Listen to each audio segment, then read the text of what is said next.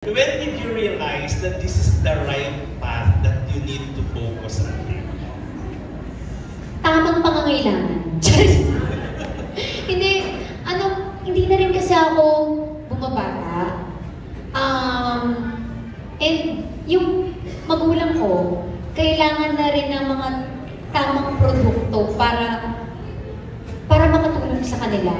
Alam mo, sila talaga yung inspirasyon ko. And yung sarili ko, hindi na ako bumabata, hindi para magpa-sexy, hindi para gumanda yung itsura ko sa... Never ko inisip na gusto kong maging maganda sa paningin nyo o sa paningin ng ibang tao. Pero gusto ko yung healthier na ako. Kasi nakita ko rin, grabe Mars, from 56 kilos, I'm down to 35. Oo, pero kasi, iisipin mo, 35, masyadong payat. Pero kasi ang liit ko po. Pag tinanong mo yung ibang tao sa height nila, sobrang mababa yung 35. Pero sa height ko na 4'7", tama lang siya. Kaya very, very happy ako na napasok ko yung path ko na to. Naisip ko rin, syempre, hindi naman forever nagtitaping ako. Hindi forever may mga fans, hindi forever may natutuwa, hindi forever may project ako. Kailangan ko ng stable na trabaho para sa pamilya ko. Hindi na nga ako hindi ko na inisip yung sarili ko, pero inisip ko yung makakatulong na forever para sa family. And syempre, ngayon, lalo na lumalaki na rin yung mga pamangkin ko, ako na, parang hinayaan na rin ako ng mga magulang nila na, te, ikaw na te, oo. Parang, okay, na pag-aralin ko na yung mga kapatid ko, tapos na ako. Hindi, yung mga pamangkin mo naman. Parang gano'n. So, ngayon naman, titang-ina ako, and I'm very, very proud kasi talagang yung mga pamangkin ko, yung buhay ko, parang kulang na lang maging nanay talaga ako sa mga pamangkin ko. Kaya parang pamangkin ko palang pagod na ako. Pero very happy ako kasi hindi mas maraming responsibilities, pero I love it. Keep them coming. Talagang, alam niyo naman, basta number 1 talaga ang pamilya ko. Number 1 priority ko yan. Buhay ko sila. And lahat ng ginagawa ko, hindi lang basta dahil magkaka-family na ako, dahil sa amin ni Jowa, pero para sa pamilya ko talaga. Alam niya, yun ang number 1. Thank you, Mari. I love you. Thank you so much! Ang ganda ng mga sagot. That's the reason why Kerais is so blessed. Dahil iniintindi niya muna yung iba kaysa sa sarili niya. Guys, who's next for the question? Sino pa po ang pwedeng gusto magtanong? Kayo po, ma'am. Miss Adamar.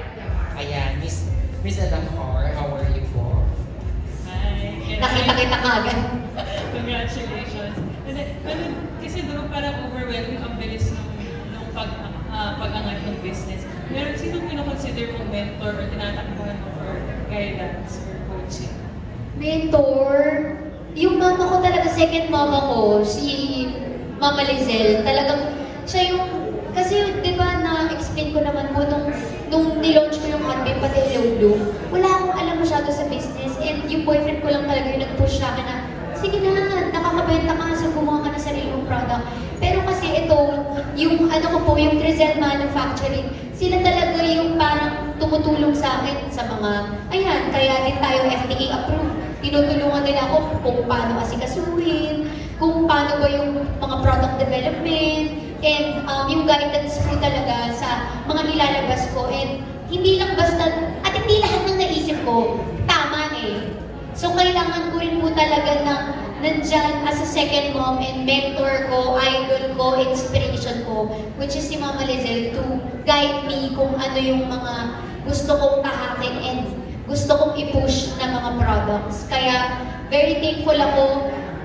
Actually, nagulat po talaga ako kasi hindi ko naman po talaga ina-expect na mag-boom po talaga agad yung products. Kasi sa business talagang ang hirap po talagang ipakipaglaban ngayon. Lalo na ang daming nagbibenta rin po ngayon sa mga social media platforms.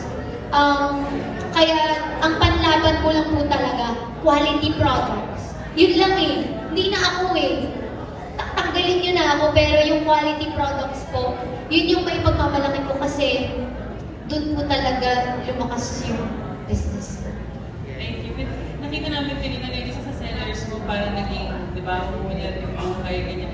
Ikaw, syempre sa pagdami rin ng kita, ano yung pinapangarap mo bang mabilit for yourself or maipon na?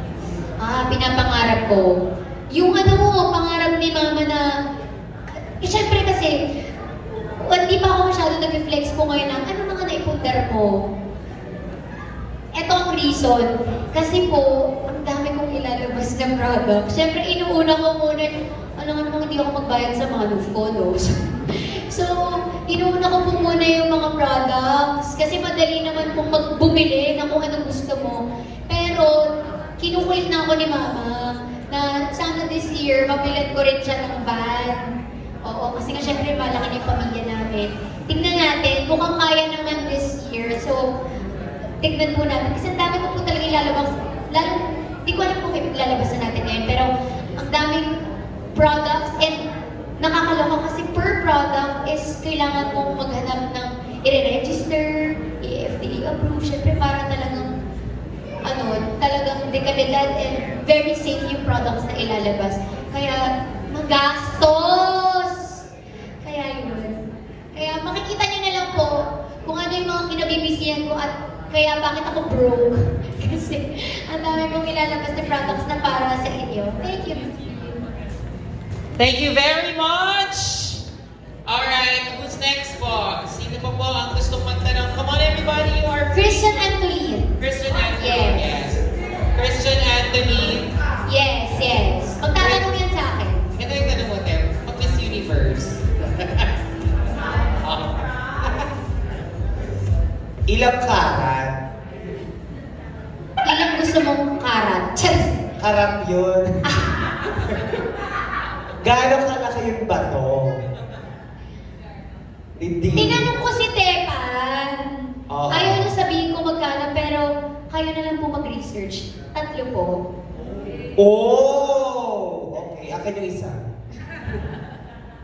Ano your friends? Baka may gusto pong magtanong sa mga friends? Yung tanong naman, inggitera yung tanong. This table po. This table. Baka meron po. Sino? Wala na po? Okay na? Wala na po. Uwi na po tayo. Sa family po. Mami. Wala na po. Baka pera yung itanong. Tama. See? Sir. My God, of course! Talaga naman. Nakakatuwa nga kasi sikat yung mga pumunta sa atin. Nakakahiya. Wow! Ayun, congratulations kay Rai. Kasi it just 4 months, parang 4 months pa lang, eto na, masasabi na natin naging successful yan. Biglang sumakses. Yeah. So, eto na lang, ano yung biggest lesson na natutunan mo in 4 months na pagiging CEO? Biggest lesson.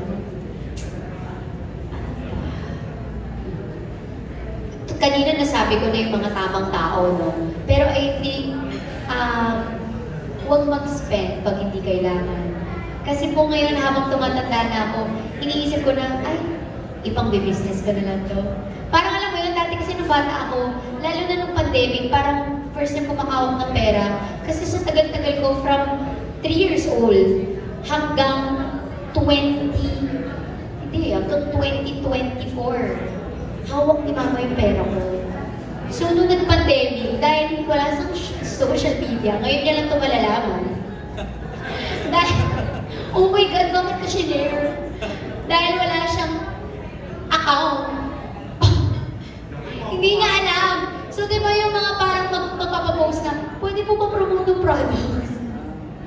Noon ako nagka-pera, first time ko, parang, ang saya ko na nun, bibigyan ako 3K, 5K, so parang, grabe, nagdiningning yung mata ko.